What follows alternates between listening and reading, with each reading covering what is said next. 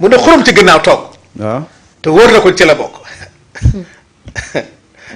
Sénégal dafa neex d'accord Samba. général Moussa Fall mi ma la doon laaj kenn. naan la moom animu moom tamit ku war a rendre leeral nit ñi la def na fi lu ne. waaye procès ba nga xam ne. moom moo doxoon ci digganteem ak ex commandant de la gendarmerie boobu di Ibrahima Dramé. tribunal bi àtte na ni ki tey jii. joxe na verdigam ci loolu. moom Ibrahima Dramé dañu ko tëj 2 ati kaso. waaye benn bi lay daal di tëdd. li ñu koy toppee nag moom mooy menace de mort, outrage à un agent et atteinte à la sûreté de l'État. délibéré bi nag daal di nañu koy joxe ñu daal di ne moom dafa coupable ci fait yi nga xamante ni moom lañ ko doon reproché alors looloo tax ñu daal di koy tëj 2 ati kaso. waaye benn at bi rek lay daal di tëdd. waaw moom ex commandant la de la gendarmerie. Ibrahima Dramé. waaw parce que problème bi ci moom la woon ak général Moussa Fall. le juge nag a donné acte au colonel Abdou Mbengue ak Cheikh Faye de ce qu'il ne réclame pas de dommages et intérêts avant de préserver les intérêts du général Moussa Fall. alors mbir mi li taxoon ñu yóbbu ko ci yoon mooy. dañu jàpp ne moom mi di ex commandant bi di Ibrahima Dramé dafa liñ koy toppee mooy lan menace de mort, outrage à un agent, atteinte à la sûreté de l'État ndax mbir mi doxoon na ci diggante moom ak général Moussa Fall bi fi nekkoon. ak yeneen ñaari commandant yoo xamante ni ñi ngi woon ci biir muy Abdou Mbengue ak Cheikh Faye. léegi moomu ex commandant bi di Ibrahima Dramé moom lañ ni liñ koy toppee ci mbir moomu moom moo ko def ba tax ñu tëj ko 2 ati kaso waaye benn bi lay daal di tëdd kon mën nañ ni général Moussa Fall moom moo am ndam ci kaw. mais loolu tribunal militaire moo koy atte. waaw moo ko atte woon waaw man nag. non waaye tribunal de Dakar moo ko atte. man nag comme. bon c'est un dossier tribunal correctionnel de Dakar. waaw pour être honnête c'est un dossier bu yàgg la nag lii. waaw moo tax nag. fekk na Moussa nekk général wala. waaw parce que dossier bu yàgg la sous le je pense que c'est sous le régime de Macky Sall waaye le problème bi am. dossier bu yàgg la xëy na mu ngi doog a joxe. li nga xam ni moo di verdict bi waaye lu mu ci mënti doon de man général Moussa Fall moom it. lu ne la ci man nag comme dossier bi. bon lii moom lii yëpp jàllee. xaw ma ci lu bari nag. waaw waaw bu lii yëpp jàllee. pour être honnête xaw ma ci lu bari. mais xam naa ne daal c'est sous le régime de Macky Sall que ce problème là ci lañ ko. d'accord c'est naa leen merci nee na tribunal militaire moo ko àtte. ah oui tribunal militaire la. waaw moo tax man xaw ma ci lu bari nag léegi nag comme tribunal militaire moo ko àtte. bon donc c'est des questions yoo xam ne bon voilà c'est un peu. il faut avoir le dossier pour pouvoir faire des analyses en profondeur. comprendre qu'est-ce qui s'est passé des choses comme ça parce que je sais que tribunal militaire moom c'est à part. c'est une juridiction à part. avec ses règles. waaw dafa yàggoon nag affaire bi doon toog tey la verdict bi doon. waaw am une discipline boo xam ne. moo tax bàyyi ba suba. incha allah d'accord waaw parce que dama doon joxe rek information bi parce que mbir mi dafa yàggoon ñu koy renvoyer di ko renvoyer waat. je me rappelle. waaye lu yàgg la donc tey jii. keneen laa xam ku yàgg ki amoon ki bindoon te démissionné woon may fàtte. kan si. yaa écrit un livre là xaw ma. d'accord colonel Aziz Ndaw. waaw kooku laa yëgoon histoire. alors beneen biir mbirum Pape Malick Ndour. appel bi nga xamante ni def nañ ko ngir ñeel liberté provisoire am juge bi nag Samba dafa exiger l'intégralité du dossier. waaw muy wax ci loolu. muy procureur bu je pense que c'est le PGF qui demande à ce que ñu compléter dossier bi pour que bu fekkee ne da koy teg daan mu teg ko daan bu fekkee ne nag du ko teg daan mu bàyyi ko. Et ça c'est tout à fait normal, c'est dans l'ordre naturel de la procédure. Parce que nag avant de se prononcer ci benn dossier il faut avoir lu ñuy wax.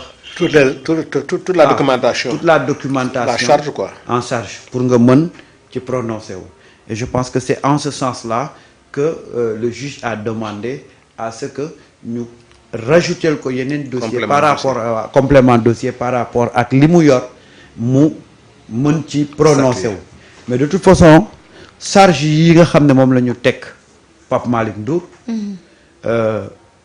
boo ma ko bu fekkee ne am nga ko foofu. alors balaa Pape Malick Ndour bi dama bëggoon leeralal mbokk internet yi. ci mbirum général Moussa Fall bi may wax. parce que mbir mi xam nga li ko indi mooy que ni moom Ibrahima Dramé mii ñu tëj 1 an de prison. dafa accusé woon général Moussa Fall ni moom mooy moom moo ko teg nattu bi ko daal. mu accuse ci loolu ci la daal di déposer plainte pour enlèvement kidnapping torture et harcèlement yi nga xam ne jàpp na ni général Moussa Fall moo ko def. voilà donc mu wax ni moom dañ ko doon brutaliser fële ca Casamance en 2024. looloo taxoon mu daal di dem porter plainte ba tax sax moomu sax dañ koo dàq.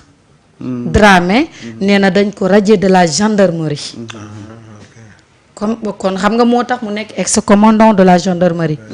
donc nag mbir mi noonu la demee ba tax na moom mu jàppoon ni dafa am loo xamante ni général Moussa Fall da ko teg ci ay menaces ay yeneen ak yeneen taxoon mu porter ko plainte. tout à fait.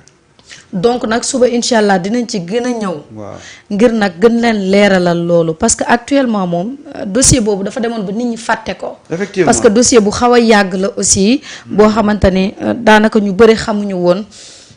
man de fàtte woon naa ko ci dossier bi d'accord mais incha allah. 2024 dinañ ko gën a topp parce que nag mbir mi Dramé dafa affirmer ni général Moussa Fall da ko doon surveiller. di ko topp parce que dafa jàppoon ni dafa amoon lien ak Pastef am lien ak ki nga xam ne moo di Ousmane Sonko. y a un dossier politique. voilà dafa rax politique parce que effectivement. nee na général Moussa Fall da ko doon topp di koy harceler di koy kii parce que dafa jàppoon ni dafa jege Ousmane Sonko dafa jege Pastef. loolu moo waral radiation wam loolu moo waral li nga xam ne teg nañ ko ci ba moom mu obligé porter plainte générale tey moomu tey la ñu tëj 2 ans dont 1 an de prison ferme. ok. Il y a trop de non-dits quand même dans ce dossier là. leer na mais de toute façon il faut. demain incha allah dinañ ci ñëw ak Seydina Aline ba mu gën a yaatu. alors comme tu l'as dit ñu ñëw ci mbirum Pape Malick. parquet financier bi. bi mu defee appel. donc la chambre d'accusation dafa réclamer le fond du dossier. du dossier oui. donc ñu ne la le délibéré rabattu jusqu'au 21 janvier. donc 21 janvier boobu la ñu xaarati. mais xam nga charge yi pesé ci Pape Malick Ndour. bu fekkee ne am nga ko foofu nga fàttali ma ko. képp kuñ ko mosaan teg. yaa nga kaso. yaa nga kaso. association de malfaiteurs. waaw blanchiment de capitaux. kuñ ko mos a teg de yaa ngi kaso. des charges aussi lourdes. dafa am immunité naturelle. loolu instruction la doyen. waaye terewul ñu takkal ko. moom dañ ko takkal bracelet. waaw def ko contrôle judiciaire. bàyyi ko mu dem. et à l'époque ça avait intrigué les gens. parce que nag am na yenn charge yoo xam ne. ko waaye mu génn. bu sa xam-xam même bu sa xam-xam màccul ci wàllu yoon waaye am na yenn charge yoo xam ne boo ko déggee rek da nga xam ne lii instruction la war a dem. waa ji ñu dóor ko mandat de dépôt. et voilà un peu ces décisions là ñoo dem ba nga xam ne les Sénégalais ne sont plus enthousiasmés par question yii nii.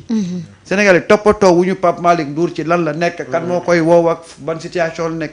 les Sénégalais dañu tourner dañu xoolal dañu nekk ci leneen. les Sénégalais dañu nekk ci leneen. parce que dañu am déception sur beaucoup de questions judiciaires. surtout waaye la justice sénégalaise yi dañu am. voilà léegi nag Sénégal dañ ne lu mënti xew ci penc mi nous on prend acte. et on attend le jour J. pour wone liñ suñu bopp. waaye en attendant que ñun suñu leader nekk leader de Pastef et chef du gouvernement en attendant ñuy yegg fa nga xam ne mën nañoo régler ñun suñu problème dañuy koy jàppale gunge ko protéger ko ci li mu nekk. waaye gis nga sénégalais xaaratuñu dara ci ay dossier ay Pape Malick Ndour ak ay Demba Kandji ak ay Moussa Ndiaye ak ay Ablaye Ndiaye. déjà moo ngi